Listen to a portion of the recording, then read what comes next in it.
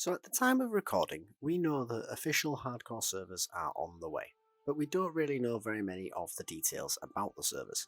And that is actually not particularly relevant to why I'm worried, because the thing is, we already know enough about these official servers, in my opinion, to be concerned about their success. And in this video, I'm going to explain why I'm really worried that these official servers are going to be a huge flop right from the get-go. So let's dive into it. Just before we do, however, I do want to clarify that I am really hopeful that I am wrong. I am very much trying not to be a hater here. I do want these servers to be a massive success, and regardless of how they appear, I do intend on enjoying them with my friends, and I highly suggest that you do too.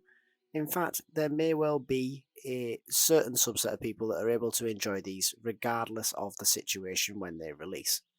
But this video is going to focus on why I think that they are going to have some issues, or at least most notably one particular glaring issue that I just can't see a way around. The reason I'm focusing on this is because most of the issues that people have got concerns about have been done to death in videos like this, and also people also offer suggestions on a solution. And I'm going to be a bit more negative, I suppose, in that I'm going to bring up an issue that I can't actually see a solution for, which is why I have a great deal of sympathy with Blizzard. The issue at question here is going to be division. Now, I mean this in the sense that we are going to divide the community with these servers, and that is going to be a problem. So, the way I see this playing out is that we aren't going to have a great many features on this server comparative to just playing hardcore on the current servers that we are utilizing from Classic Era. They have already stated that we will have to get used to the fact that there might not be all of the rules in place by default that we're accustomed to playing with in what is now being referred to as solo self-found. But the thing is, if they don't have these things in place, people are going to continue to use the add-on and play on the solo self-found rule set. And you may think, well, that's fine, that doesn't seem like a problem at all, because then the people who want to play it will have the add-on, and everyone else will play by their own rule set. Now, the issue there comes with the fact that you will then have people who are coexisting rather than actually interacting with each other. The solo self-found rule set kind of prohibits you from being able to do much with people who aren't on the same rule set as yourself.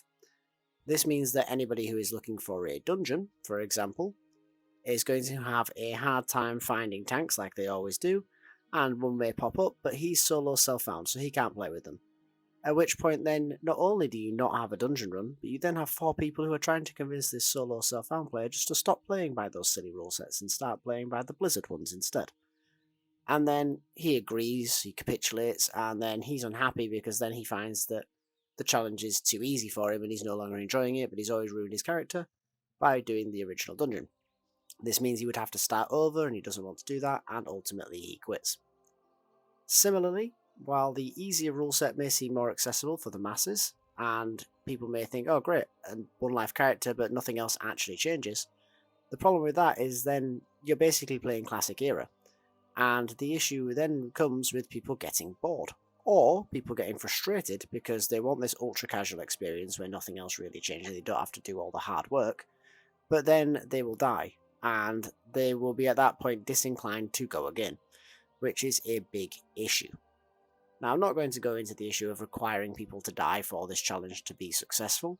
That's a different issue entirely. We're just looking today at the issues with division.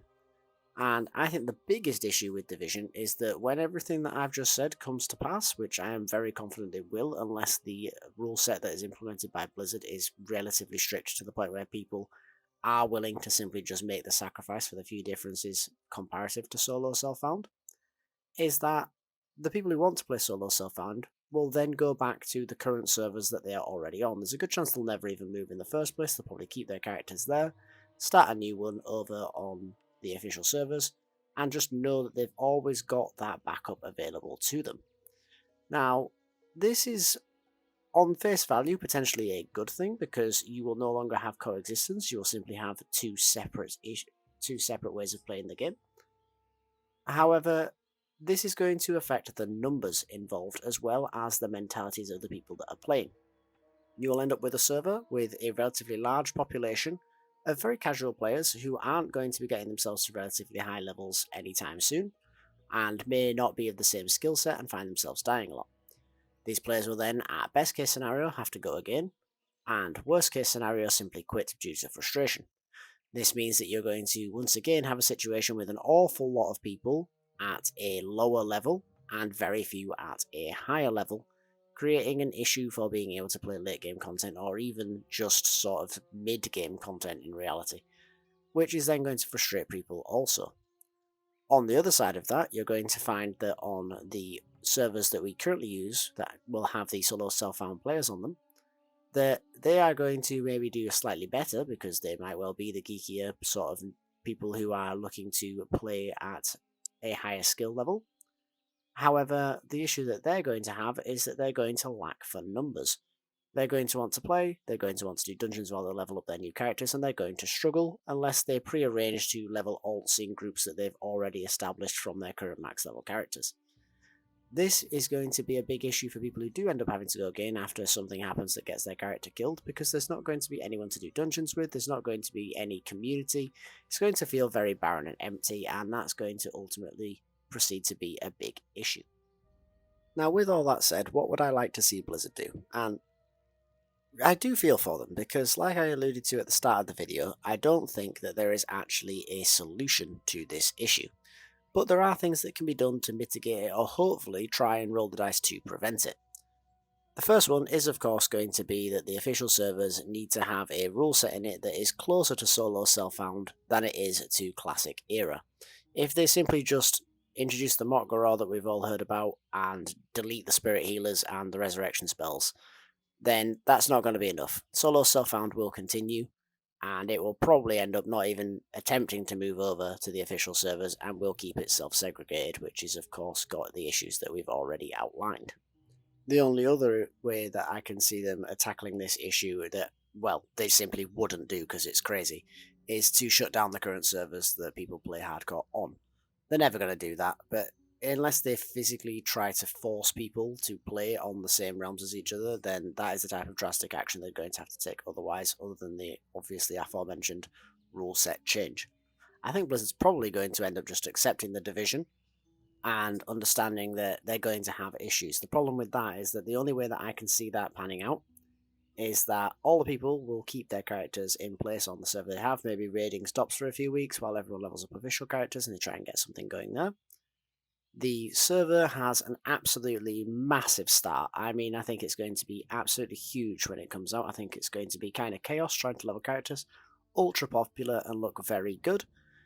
But then after a few weeks or a few months, however long it takes, the hype's going to die down. The casuals are going to die off and not want to go again. People are going to get frustrated with how incredibly easy the challenge is comparative to what they're used to. And people are going to start to quit and move back to the current setup that they have with their characters over on the classic era realms. And this is kind of inevitable because ultimately we've all learned over the years that WoW is cyclical.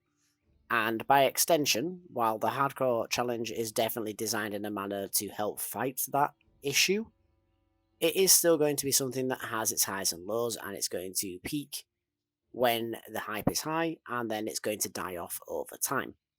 This is going to be even more so when they bring out a server that essentially butchers the challenge down to being more friendly to casuals. Now, I'm not saying that this shouldn't exist, I'm just saying that they need to find a way of incentivizing the casuals to play at the solo self-found rule set and put that into the game themselves, because ultimately the people that do play the hardcore challenge do generally enjoy it. It's not the case of needing it to be overly easy. Some people want the convenience of things, and I get that. You don't want to have to queue to do a quest for a named mob. But the fact that you have to is part of the challenge. It makes things more difficult, because ultimately you're going to not get that quest done, and you're not going to get that green item. And that's going to make it harder for you to survive later on, and result in more deaths. And I'm not going to go into this next part, but people need to die in the hardcore challenge. Otherwise, the challenge will end, and nobody will have any interest. There has never been interest in any challenge that is infinitely achievable for everybody. The vast majority of characters do need to die. The death of the many characters gives us the YouTubers reacting to their deaths, it gives us busy starting zones to make the challenge and the server seem alive, it gives us a sense of achievement as we get further along and we see less and less people actually being able to achieve the level that we've achieved. It's incredibly important. If people don't have regular deaths, then they're going to lose all interest in the challenge because that feeling that you can die at any moment and that it's a very realistic possibility that happens to people is what makes the challenge interesting. If the challenge is easy and people make it past level 14 regularly, then it's not going to be anything. It's just going to be playing vanilla WoW again, and that's going to cause an issue. Now, I am aware that this has been a very ranty video, and I do intend on trying to surmise it all for you now, so anyone who's stuck with the video for this long, I do appreciate it, but essentially what I'm saying here is that I expect that the hardcore community is going to move over on Master Official, it's going to have a lovely start, and after that, it's going to fall apart.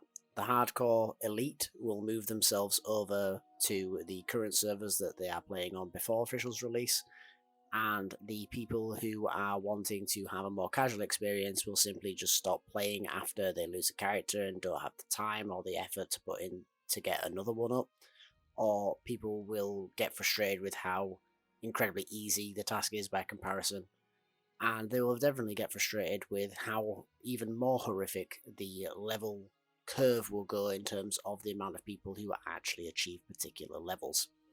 All in all, I think that this means that it's going to end up living on borrowed time unless Blizzard do manage to put in a rule set that is actually a compromise so that the solo self-found players are happy to use it without the additional use of the add-on to have extra rules on themselves, and also still achievable enough for casual players to want to play, but hard enough that they die. It's going to be a very difficult balancing act for Blizzard. I really hope they achieve, but I'm not too optimistic. What do you guys think? Let me know down below. But for now, thanks for watching and I hope to see you in the next one. Laters.